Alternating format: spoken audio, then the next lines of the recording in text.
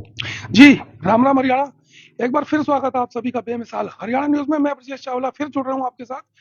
अभी फ़िलहाल हम एक ऐसी शख्सियत के घर पर मौजूद हैं, जो किसी परिचय के मोहताज नहीं है। हरियाणा की राजनीति की अगर बात आती है तो बड़ी खुशी से इनका नाम लिया जाता है, क्योंकि हरियाणा की राजनीति में जिस तरह से इन्होंने कदम रखा और जिस तरीके का भूचाल आया था, पूरा फरीदाबाद एक बार तो हत-भत रह गया था। तो बता दें आपको, फ़िलहाल हम मौजूद हैं, जैसे-जैसे राजनीति के रंग में हरियाणा रंगता चला जा रहा है और देखा जा रहा है कि बड़ी ही जल्दी चुनावों की स्थिति स्पष्ट हो जाएगी। अभी भाजपा सरकार ने कुछ सीटें, कुछ प्रधान पदी के पद दिए गए हैं और हमारे साथ फ़िलहाल मौजूद हैं पूर्व कैबिनेट मंत्री विपुल गोयल जी। इनके घर पर मौजूद हैं और तमाम लोग, पलवल तक के लोग, हरियाणा के तमाम जो सरदारी है यहाँ पर आ रही है।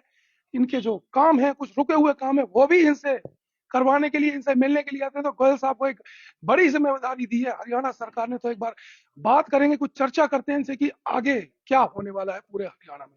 गोयल साहब नमस्कार। नमस्कार जी, जी, नमस्कार। सबसे तो पहले आपको मुबारकबाद देंगे, एक बहुत बड़ा बहुत पद धन्यवाद। आपको दिया गया। बहुत बहुत धन्यवाद।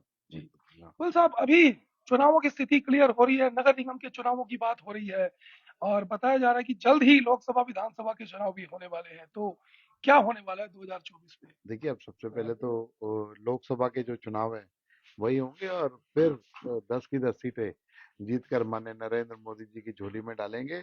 और मैं समझता हूँ कि पहले से ज्यादा मार्जिन से ये सीटें जीतने का काम जो है वो हरियाणा की जनता करेगी।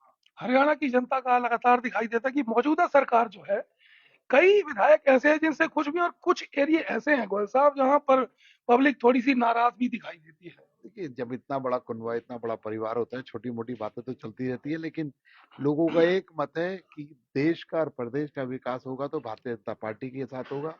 मोदी मनोहर की जोड़ी ने 10 साल के अंदर जो आयाम तय करे हैं, जो एक लंबी लकीर जो फहरिस्त डेवलपमेंट की खींची है, तो आज उनका कोई सानी नहीं है। और मैं जी। समझता हूँ लोग मन बना चुके हैं जी। कि भारी मतों से माननीय नरेंद्र मोदी जी को प्रधानमंत्री तीसरी बार बनाएंगे। ये मोदी जी का जादू है, पब्लिक का विश्वास। क्या कहेंगे कि जब भी कुछ आह्वान करते हैं लोग, एक मिनट में उनकी बात मानने को तैयार होते हैं।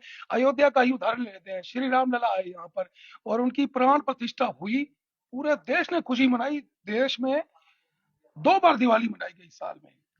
देखो, ये 22 जनवरी का जो दिन है हमारे इतिहास के अंदर दर्ज होने वाला दिन है, जो 500 सालों के बाद ऐसी दिवाली बनी। और उसका श्रेय जाता है तो माननीय नरेंद्र मोदी जी को जाता है। तो लोग क्यों ना उनका धन्यवाद करें, क्यों ना इस त्योहार को मनाएं, क्यों ना उत्सव का वातावरण हो। जो हमारे आराध्य है जी। 500 साल के बाद अपने घर के अंदर प्रवेश कर रहे हैं। वनवास तो 14 साल का हुआ था, लेकिन हमारे भगवान राम को अपना घर जो मिला वो 500 सालों के बाद मिला। तो एक बहुत बड़ा ऐतिहासिक दिन था।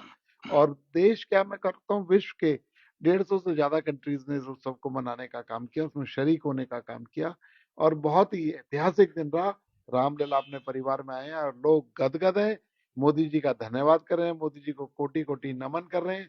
और देश की जनता जब धन्यवाद और नमन करती है तो वोटों के रूप में बता देगी मोदी जी को कि जी, हम आपको कितना चाहते हैं। तो गुल साहब, धन्यवाद आपका भी बहुत सारे लोग करते हैं, युवा है, बुजुर्ग हैं, खासकर महिलाएं की और बुजुर्गों की बात करता हूँ। अक्सर कई बार आप धार्मिक स्थलों पर लेकर जाते हैं, कई लोग जाते हैं आपसे, निःशुल्क आप लेकर जाते हैं और महारानी का भी दरबार सजा हुआ है। आप बड़े धार्मिक व्यक्ति हैं, तो धर्म के लिए क्या कहेंगे? देखिए, धर्म, कोई भी काम अगर धर्म परायण होगा, धर्म को साथ लेकर चलेंगे, चाहे जीवन यापन की बात हो, राजनीति हो, बिजनेस हो, उसमें धर्म का पुट होगा जी। तो बिल्कुल एकदम सही तरीके से कभी भी अन्याय करने की व्यक्ति सोच नहीं सकता। तो इसलिए भारतीय जनता पार्टी की राजनीति हो चाहे हमारी राजनीति हो, वो धर्म के साथ चलने वाली राजनीति है। अगर धर्म को साथ लेकर चलेंगे जी। तो मैं समझता हूँ एक बैलेंस क्रिएट कर सकेंगे और कोई गलत काम करने की सोच भी नहीं सकता।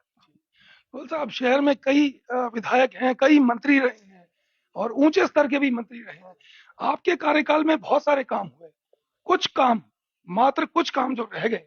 तो अभी आप पुनः लोगों का ऐसा कहना है और सोचना है कि जल्दी आप दोबारा सीट पर आ रहे हैं, तो जो रुके हुए काम है उनके लिए आप क्या स्थिति बताएंगे और कैसे वो काम कितनी तेजी से और कैसे हो पाएंगे वो? नहीं नहीं, देखिए, डेवलपमेंट एक निरंतर प्रक्रिया है। बहुत सारे काम कराए, कुछ रुके हुए हैं, उनको तो पूरा करेंगे। लेकिन बहुत सारा डेवलपमेंट का, क्योंकि डेवलपमेंट टाइम टू टाइम बदलती रहती है। कभी सड़क की जरूरत है, कभी पानी की जरूरत है, लेकिन कभी स्कूलों की जरूरत है, कभी बड़े एजुकेशन इंस्टीट्यूशन की जरूरत है, कभी रोजगार के साधनों की जरूरत है। तो इसका जो पैमाना है, इसका दायरा है, बदलता रहता है। उसके अनुसार एक बहुत बड़ा काम जो है आगे भी करने के लिए माननीय मनोहर मोदी जी के नेतृत्व में मिलेगा। तो ये एक कार्य कंप्लीट होंगे देश के अंदर। और विकास जो कि एजेंडाज हैं, बड़े बड़े एजेंडा जो 370 है, राम मंदिर है, 3 तलाक है, इन सबको पूरा करने का काम तो मोदी जी ने किया। जी लेकिन अब जो आने वाली बात है कि 2027 के अंदर हम तीसरी बड़ी अर्थव्यवस्था होंगे और 2047 में जी। हम विकसित भारत कहलाएंगे, विकसित भारत के नागरिक होंगे। इस संकल्प के साथ आज देश और प्रदेश के अंदर सरकारें चल रही हैं और इसको हम जरूर अचीव करेंगे। पूर्व कैबिनेट मंत्री विपुल गोयल जी हैं, बड़े स्पष्ट शब्दों में इन्होंने अपनी बात रखी है कि किस तरीके से देश की जो अर्थव्यवस्था है लगातार बदलती चली जा रही है और देश आगे बढ़ रहा है। और इनका भी व्यूज यही है, सोचना यही है कि जो कुछ रुके हुए काम है शहर के बड़ी ही जल्दी पूरे करेंगे।